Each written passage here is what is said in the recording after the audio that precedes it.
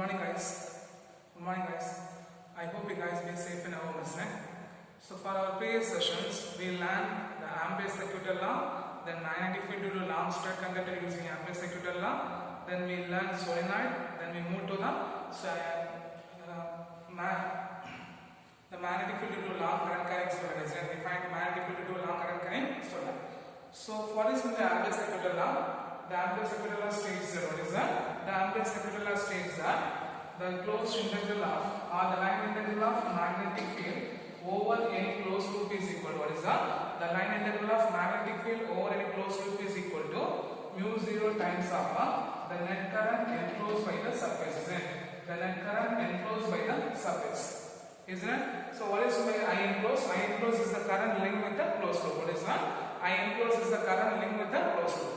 So what is Ampere's circuit law? The Ampere's circuit law states that the closed integral of magnetic field or the line integral of magnetic field over any closed loop is equal to mu 0 times of an current enclosed by the closed loop.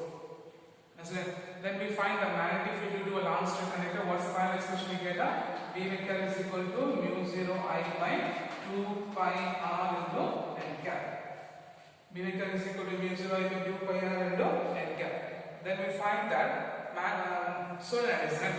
So what is solenoid? The solenoid is a long coil of wire. A solenoid is a long coil which will close to in the form of helix shape, isn't it? It should be close to in the form of helix shape, right? So what is the solenoid? The solenoid is a long coil which will be close to in the form of helix shape, isn't it? Isn't it? So inside the solenoid, the magnetic field, when the current flowing through the solenoid, what is that? When the current flowing through the solenoid, the magnetic field will be produced, isn't it? Inside the solenoid, the magnetic field will be uniform. Outside the solenoid, the magnetic field will be, or outside the solenoid, the magnetic field will be almost negligible. And the direction of current will be given by right hand thumb rule. What is that? The direction of current will be given by right hand thumb rule based on the polarity. What is that? Based on the direction of current, the polarity will be determined. Based on the direction of current, the polarity will be determined, isn't it? So what's the point of solenoid? Solenoid is a long coil which will be closely in the form of helix in shape. When the current will be flowing through the coil, the magnetic field will be produced. Inside the solenoid, the magnetic field will be uniform. Outside the solenoid, the magnetic field will be almost negligible, and the direction of current will be given by right hand thumb rule, isn't it? What is the right hand thumb rule? If a curl of a finger which represents the direction of current means the thumb points the direction of a magnetic field, isn't it? Isn't it? Then we see that the magnetic field will do a long current solenoid, isn't it? So what we get? V is equal to mu 0 n I. Here the mu 0 and the number of times per unit volume will be constant. So for a fixed current, if a current will be fixed means the magnetic field also fixed. If a current will be fixed means the magnetic field also fixed, isn't it? So these are the points we see in the previous sessions, isn't it? The next we are going to see the toroid. Okay, what is that? Then we are going to see the toroid. So a solenoid will be bent in such a way. What is that? A solenoid will be bent in such a way, and the ends are joined together means, then it is called as a toroid. So a long closed coil is, because we know that solenoid. What is a solenoid? A long coil which will be closed in the form of helix shape means that's called as a solenoid. So a solenoid will be bent in such way, and the end of the solenoid are joined together means what is that? The end of the solenoid are joined together means that's called as a toroid. That's called as a toroid. So what is meant by toroid? A solenoid is bent in such a way the ends are joined together. That's called as a toroid. That's called as a toroid. So when a current will be flowing through the solenoid, what is that? When a current will be flowing through the toroid, the magnetic field will be produced. So the inside the toroid, what is that? The inside the toroid, the magnetic field will be uniform. Okay, what is that? The inside the toroid, the magnetic field will be uniform, and the interior and exterior to the toroid will be, interior and exterior to the toroid, the magnetic field will be almost zero. What is the point? Interior to the toroid, the magnetic field will be uniform. What is that? The interior to the toroid, the magnetic field will be uniform, and inside the toroid, the magnetic field will be uniform, and interior and exterior part of a toroid, the magnetic field will be almost zero. So here, interior the magnetic field will be uniform, and exterior the magnetic field will be almost zero. So what is the toroid? A long solenoid bent in such a way the ends ends are connected together to form a closed ring. What is that? The ends are connected to form a closed ring. That's called as a toroid. When the current will be flowing through the toroid, the magnetic field will be produced. Inside the toroid, the magnetic field will be constant or almost uniform, and outside the toroid, the magnetic field will be zero. Outside and interior part of the toroid, the magnetic field will be zero. Okay. So here we are going to find the magnetic field at the open space interior, open space exterior, and inside the toroid. Okay.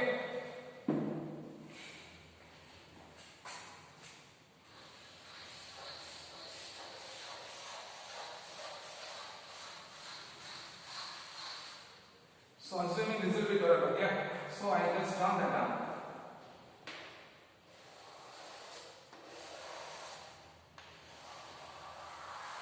This will be a toroid. Okay. So we found a ring.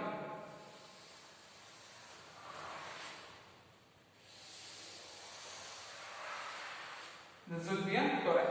So we are assuming a 3 points. Okay. What is that? We are assuming a 3 point. The point of P having a radius of R1. Then inside the toroid we are assuming a point. The point will be S. And outside the toroid we are assuming a point. The point will be Q. Okay. So for S, the radius will be R2, and the exterior, the radius will be R2. Okay, clear? So consider the toroid. From this toroid we are assuming a 3 point P, Q, S, having a radius R1, R2 and R3. Having a radius R1 and R2 and R3. For a point P will be open space interior to the toroid, and for a point Q, open space exterior to the toroid, and for a point S, it will be placed interior to the toroid. It will be placed interior to the toroid, or it will be placed inside the toroid. Okay. So first one, open space interior. Okay. First one, open space interior of the toroid. Okay, interior to the toroid. So let us calculate the magnetic field at the point of BP. We are going to find the calculate the magnetic field at the point of BP. Okay, so the length of a toroid, what is that? The length of a circumference of a toroid, or the length of a toroid will be calculated as that. So the length of a loop will be L1 is equal to 2 pi R1. L1 is equal to 2 pi R1. So if you want to calculate the magnetic field appointment, we are assuming a loop, we are assuming a circular loop having a circumference of 2 pi R1. 2 pi R1. So by using Ampere's second law, the closed integral of the line integral of magnetic field over the closed loop D vector, that D vector is equal to mu 0 I enclosed. I enclosed. So for a loop, what is that? For an open space interior to the loop, what is that? The open space interior to the toroid, there will be no current will be enclosed on the surface. What is that? There will be no current will be enclosed on the surface. So I enclosed is equal to 0. So if we substitute the previous expression, means what we get? The closed integral of BP vector dot dl vector is equal to 0. From this we can say the magnetic field at the point of BP is equal to 0. The magnetic field at the point of BP is equal to 0. The magnetic field at the point of BP is equal to 0. This point will be the point. What is that? This is possible only if it is. What is that? This will be possible only if the magnetic field at the point will be vanishes. What is that? This is possible only if the magnetic field at the point P will be vanishes. So what's the point now? For a point P, we are going to calculate the magnetic field at the point P. We are assuming an Ampere loop having a radius of R1. So the length of the circumference of the loop L1 is equal to 2 pi R1. By using Ampere's second law, closed integral BP vector dot dl vector is equal to mu 0 I enclosed. For a point P, the net current enclosed at the surface will be 0. So I enclosed is equal to 0. So what we get? The closed integral BP vector dot dl vector is equal to 0. This is possible only the magnetic field BP at the vanishes. Okay, then second one, open exterior to the toroid BQ. Okay, open exterior to the toroid. So the length of a by assuming Ampere loop, the length of a circular loop of L3 is equal to 2 pi R3. L3 is equal to 2 pi So here the current coming towards us, or by using anti-circular law, what we get as the closed integral of B vector dot dl vector is equal to mu 0 I enclosed by the surface. Okay, so the current coming towards the paper will be cancelled by current coming out of a paper. What is that? The current coming towards the paper will be cancelled by current coming out of a paper. So the net current enclosed by the surface, what is that? The net current enclosed by the surface will be 0. The net current enclosed by the surface will be 0. So what we get? The closed integral of dq vector dot dl vector is equal to 0. This is possible only when the magnetic field dq will be vanishes. Okay. So at a point of R1 and at the point of P and Q, the magnetic field will be 0 because there will be no net current enclosed by the surface. We know that inside the toroid and external the toroid, the magnetic field will be almost 0. And that one inside the solenoid. Sorry, inside the toroid. So inside the toroid, we are assuming an ampere loop with the radius of what is R. We are assuming an ampere loop with the radius of R2. We are assuming an ampere loop with the radius of R2. So the length of the loop L2 is equal to 2 pi R2. L2 is equal to 2 pi R2.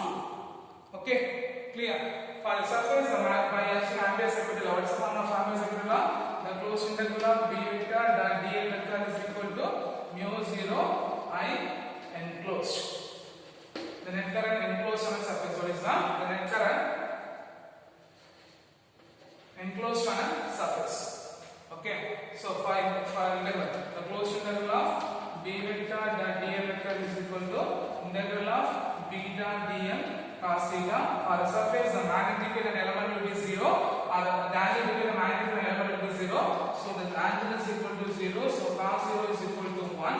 So what is that? B into integral of dl. For limit 0 to 2 pi r2. So if you integral means what is that? The closed integral of B vector dot dl vector is equal to B into 2 pi r2. This will be equation point number 2. This will be point number 1.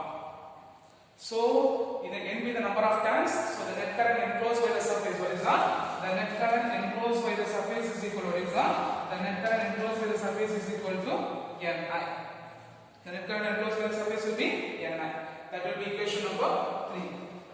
So if you substitute, what is that? If you substitute the equation number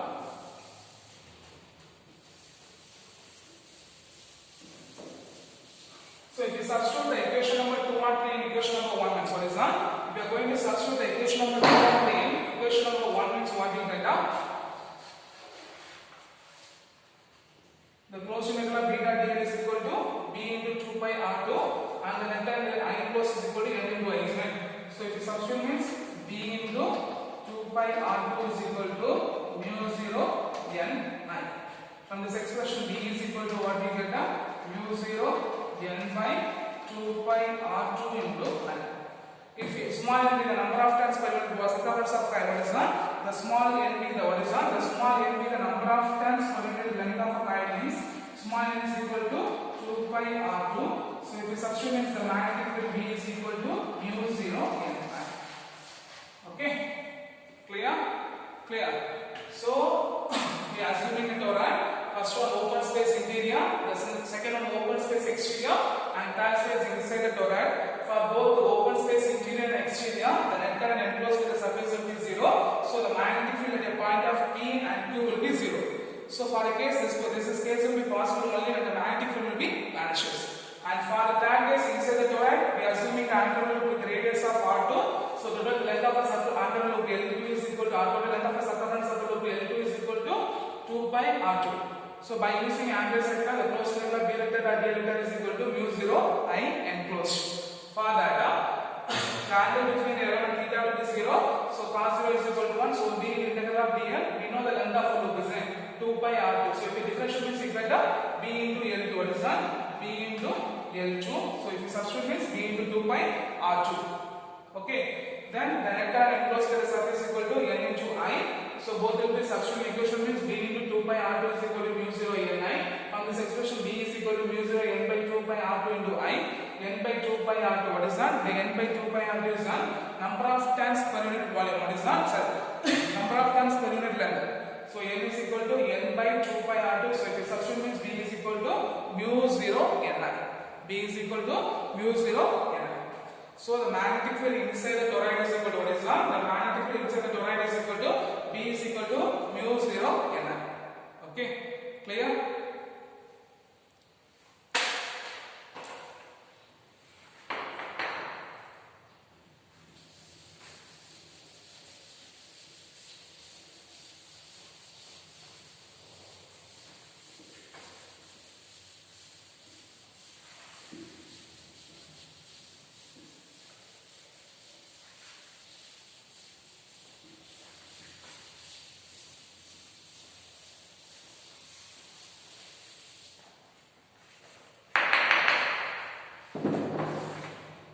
The next one is the Lorentz force. Okay.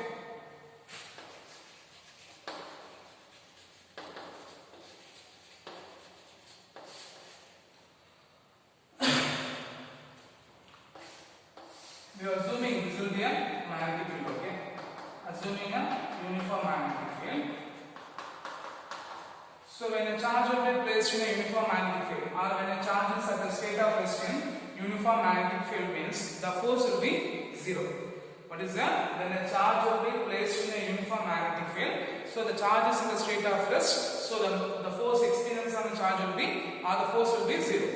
At the same time, when the charge will be moving in a uniform magnetic field, what is that? When the charge will be moving in a uniform magnetic field, means they experience the force, that force is called as a magnetic force. What is that? When the charge will be moving in a uniform magnetic field, means they experience the force, that force is called as the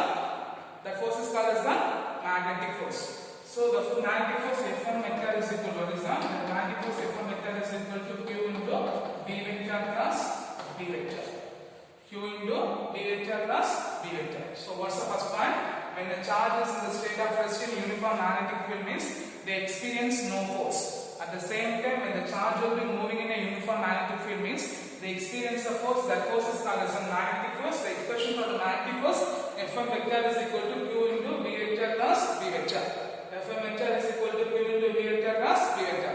In case, the presence of both magnetic field and electric field, what is that? The presence of both magnetic field and electric field means, so the force experienced by the charge F is equal to Q into E vector plus B vector plus B vector. What is the first point?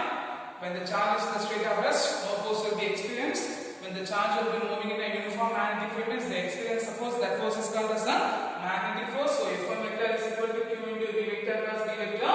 Then in the case of presence of both the electric field and magnetic field, means the force experienced by a charge F1 vector is equal to what is that? F1 vector is equal to Q into E vector plus B vector plus B vector. Okay.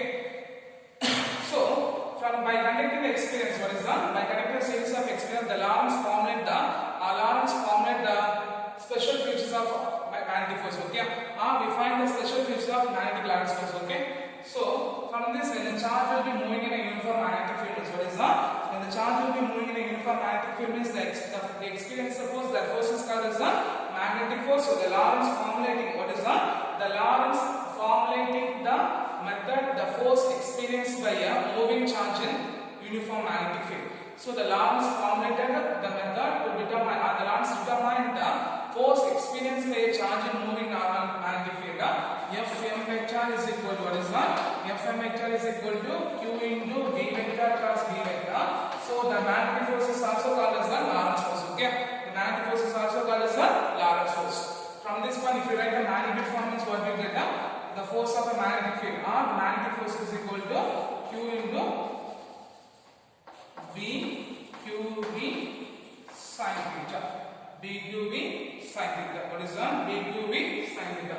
So F1 vector is equal to Q into B vector plus B vector. So when the force will be moving in a uniform magnetic field, means the experience of force is called as a magnetic force, or also called as a Lorentz force, in which the Lorentz formulated that, or the Lorentz deduced that the force experienced on a charge in a uniform magnetic field, F1 vector is equal to Q into B vector plus B vector. So the magnitude of Lorentz force is equal to F1 is equal to BQB sin theta. BQB sin theta. From this they say the 7 points. Okay. From this they say the 7 points. First point, the force on a magnetic field will be directly proportional to the magnetic field. Okay, the force on the magnetic field, what is that? The magnetic force will be directly proportional to it. They say the second point. The first point is that the magnetic force will be directly proportional to the magnetic field. What is that? The magnetic force will be directly proportional to the magnetic field. The second point, the magnetic force will be directly proportional to the magnitude of charge. It's directly proportional to the magnitude of charge. It's directly proportional to the magnitude of charge. And third point, the magnetic force will be, what is that?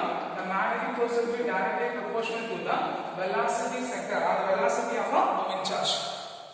Okay, what's that point? The magnetic force will be directly proportional to the velocity of a moving charge. And fourth point,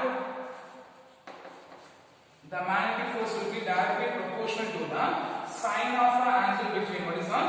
Is directly proportional to the sine of the angle between the magnetic field and velocity. Is directly proportional to sine of the angle between the is directly proportional to sine of the angle between the magnetic field and velocity. Magnetic field and velocity. Okay, clear? And fifth point, the force will be, what is that? The direction of force will be always perpendicular to magnetic field and velocity. What is the fifth point? The direction of force will be always perpendicular to the magnetic field and velocity. So the force will be cross product of, what is that? The force will be cross product of magnetic field and velocity. So what is the fifth point? The force will be always perpendicular to magnetic field and velocity. So we call this the force is a cross product of magnetic field and velocity. Okay, magnetic field and velocity. Then sixth point, the force experienced on a positive charge. The magnetic force experienced on a positive charge will be always moving opposite to the direction of. That is moving opposite to the direction of the magnetic force experiencing on a negative charge. So the magnetic force experiencing on a positive charge will be moves opposite to the direction of the magnetic force experiencing on a negative charge. Okay, and the last point, if the velocity, what is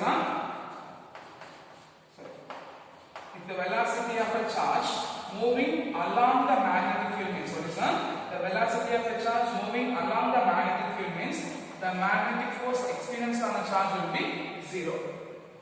Okay, so just assuming for an x, in a y axis we have a magnetic field. So if this charge will be, what is we are assuming a positive charge will be moving perpendicular to the magnetic field with the velocity means they experiencing a force. They experience a force, that force is called as a Lorentz force. In case if the charge will be moving along the direction of magnetic field means, if the charge will be moving along the direction of magnetic field means, then the force will be 0. Then the force will be 0. Clear? So what are the special features of magnetic Lorentz force? For the first point, the magnetic force will be directly proportional to the magnetic field. The second point, the magnetic force will be directly proportional to the magnitude of a charge. And third point, the magnetic force will be directly proportional to the velocity. What is that? It's directly proportional to the velocity of a charge. And fourth point, the magnetic force will be always directly proportional to the sine of angle between the magnetic field and the velocity.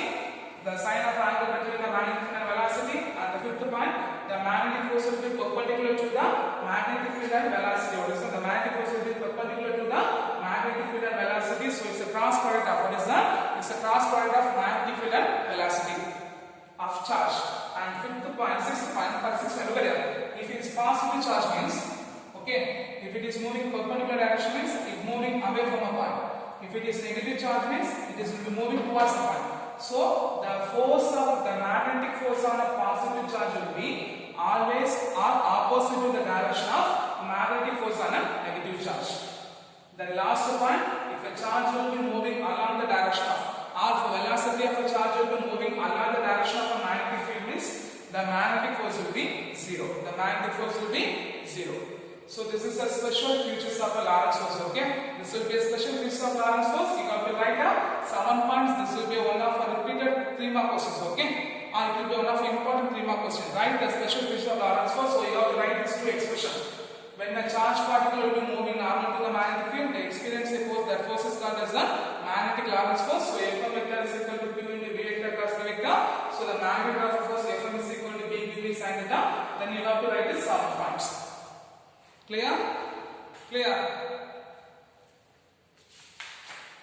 Then the unit of magnetic field or the strength of magnetic field will be represented by Tesla. What is that? The strength of magnetic field will be Tesla.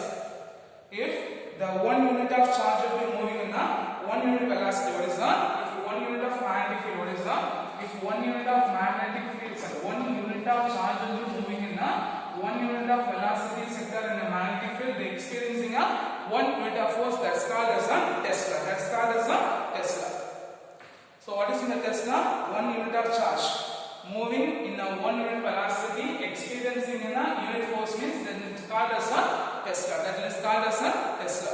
So the strength of a magnetic field will be represented by Tesla. What is in the Tesla? If 1 unit of charge is moving in a 1 unit of charge moving in a 1 unit velocity, it experiencing a 1 unit force means that's called as a 1 Tesla. That's called as a 1 Tesla. Clear? So for this one session, what are the questions we learned?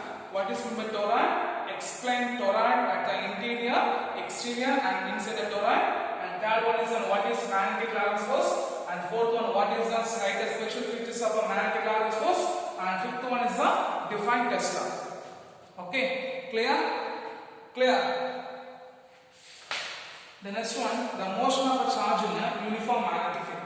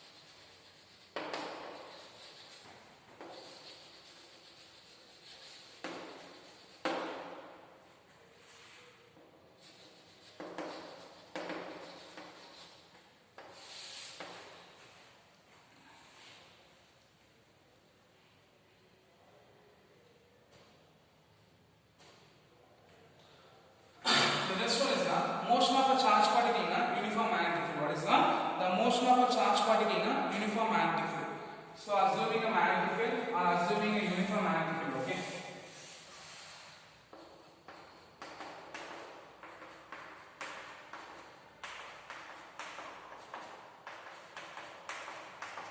Consider a particle having a charge q. What is that? We are assuming a particle having a charge q and mass m.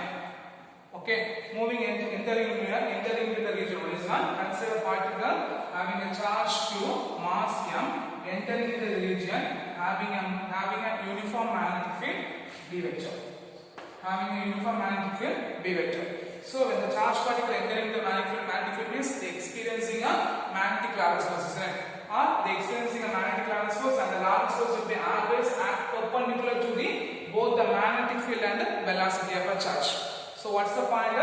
Consider a particle having a charge q, mass m, entering into a uniform magnetic field with the velocity v. Entering into the uniform magnetic field B vector with the velocity v. As soon as they enter the magnetic field, they are experiencing a force. The force is called as the magnetic Lorentz force. So the magnetic Lorentz force will be acts perpendicular to the magnetic Lorentz force will be act perpendicular to both the magnetic field and velocity.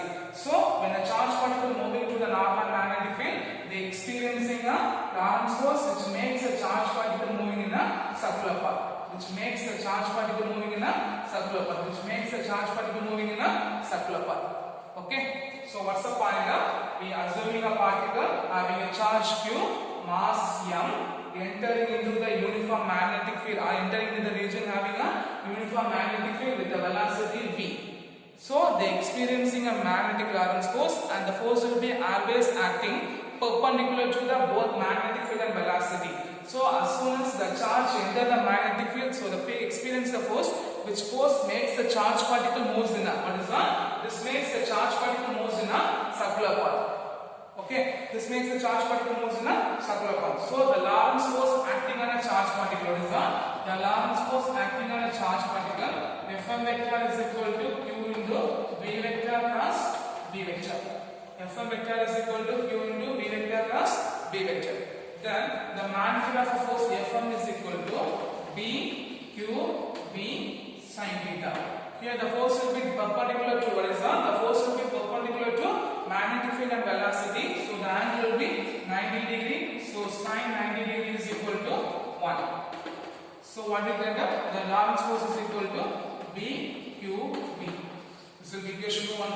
So the Lorentz force makes the charged particle moves in a circular path. So they experiencing a centripetal force. What is that? They experiencing a centripetal force. The centripetal force formula m v square by r. Okay. For the book they will give the total charge of the particle. From they can take as summation form. From the summation only they write Fm is equal to BQV. Okay. So when the charged particle moving normal to the magnetic field, they experiencing a Lorentz force. The Lorentz force makes the charged particle moving in a circular path. So when the force will be moving in a circular path means they experiencing a centripetal force. The force on a centripetal force is equal to mv square by r. This will be equation number 2. So by comparing these two expressions is what we get now. BQV is equal to mv square by r. BQV is equal to mv square by r. From this expression, v cancels. From this r is equal to mv divided by dq. So the radius of the circular path r is equal to mv by dq. The radius of the circular path r is equal to mv by dq. I know that what is my m into v? mv is equal to momentum of particles. So r is equal to p by dq. R is equal to p by dq. So what's the first point? When the charged particle moving entering the uniform magnetic field, so they experiencing a Lorentz force. The Lorentz force makes the charged particle moving in a circular path. So when the charged particle entering the field, the external Lorentz force Fm is equal to BQV sin theta. The force will be perpendicular to the magnetic field and velocity. So the angle will be 90 degree. Sin 90 is equal to 1. So Fm is equal to BQV. So here the Lorentz force makes the charged particle moving in a circular path.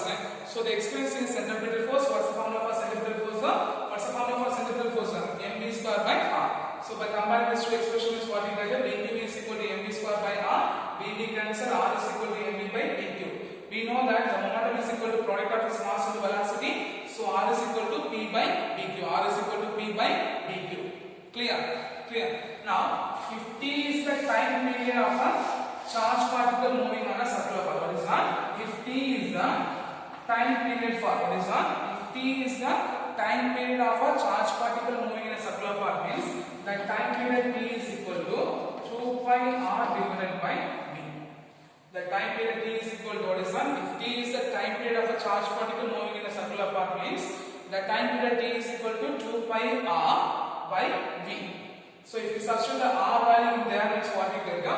T is equal to 2 pi by v into what's the value of r? mv by dq, isn't it? So mv by vq.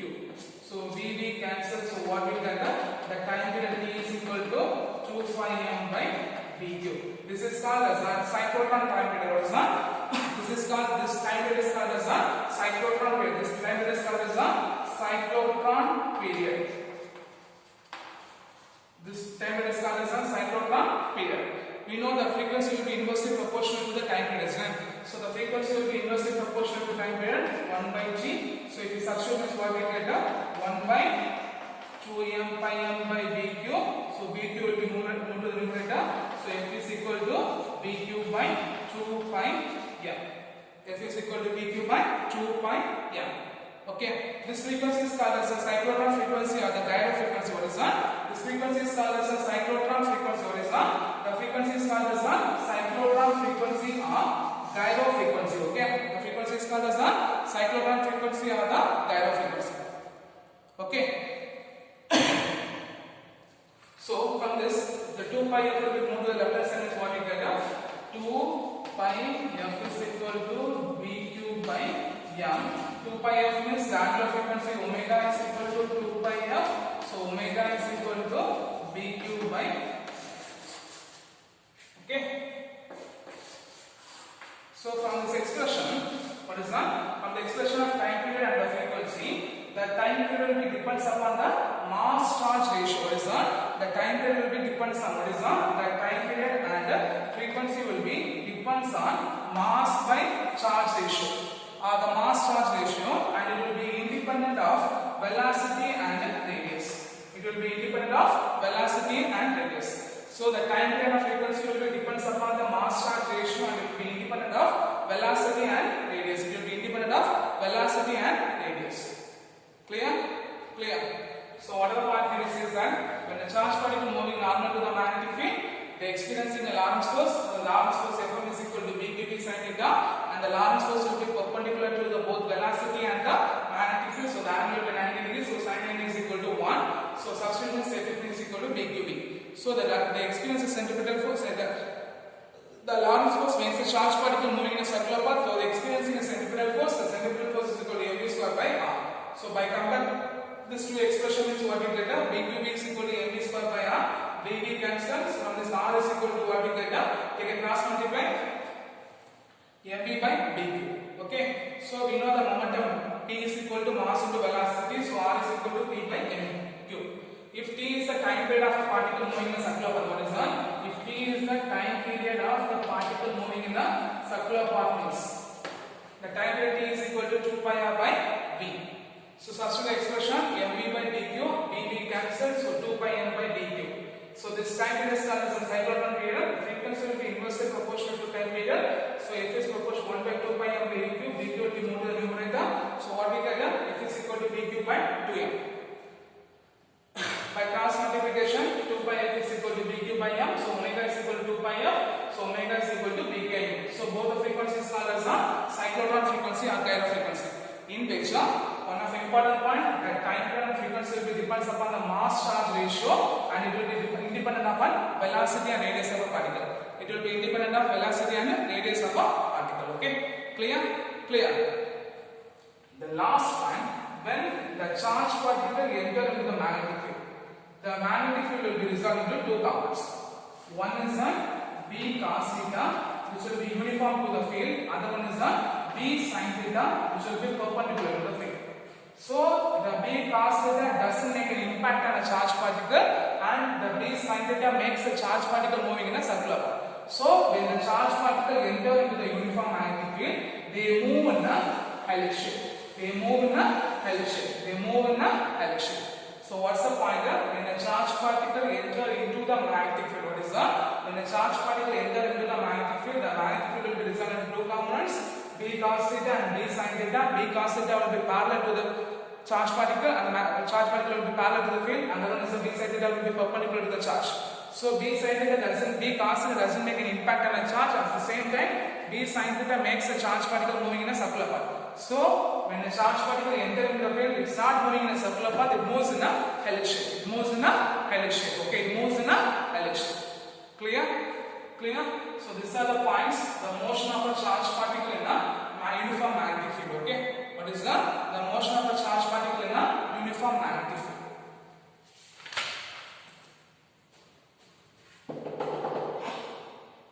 Next one, the motion of a charge particle under the electric field and magnetic field. Okay.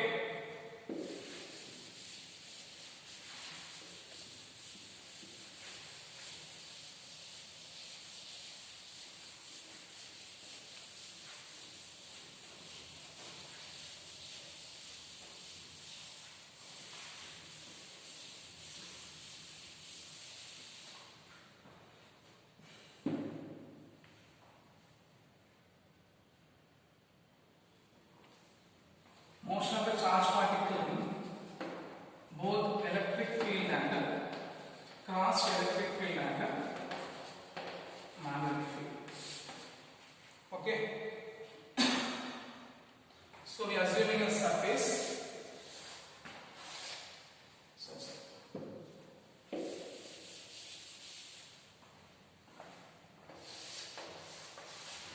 We are assuming a surface having a uniform magnetic field. Okay.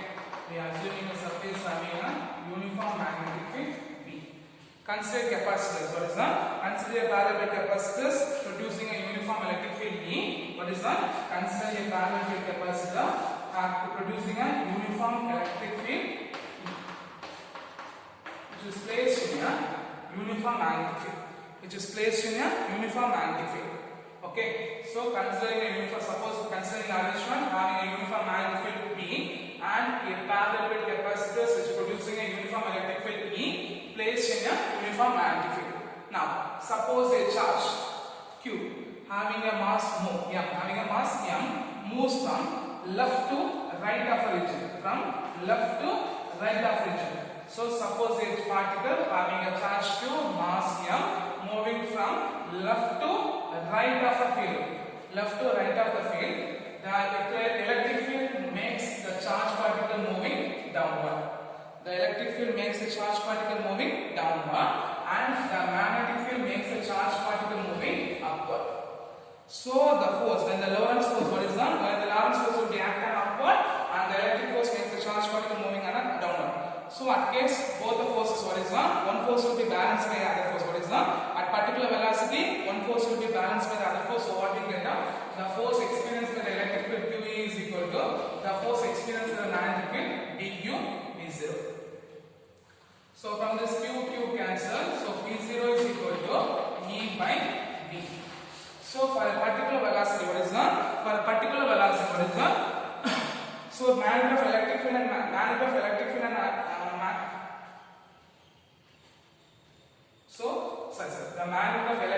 magnetic field makes the charge particle moving with a particular speed v0. What is the makes the charge particle moving with a particular speed v0, and it will be independent of its mass and ratio. It will be independent of its mass and charge. It will be independent of its mass and charge. So say that the magnitude of electric field and magnetic field. What is that? The magnitude of electric field and magnetic field, which makes the charge particle moving with a particular speed v0, so that they will be independent of its mass and charge ratio. They will be independent of its mass and charge ratio. So it will be whether what is the mass are there, it will be depends upon the electric field and magnetic field. So by proper choice of electric field and magnetic field, the particle can be moved with a particular speed. By proper choice of magnetic field and electric field, the particle can be moved with a particular speed. That's called as a velocity selector. So if you are making a proper arrangement of electric field and magnetic field, we can make the particle moving with a particular speed. So the proper arrangement is called as a velocity selector. Okay.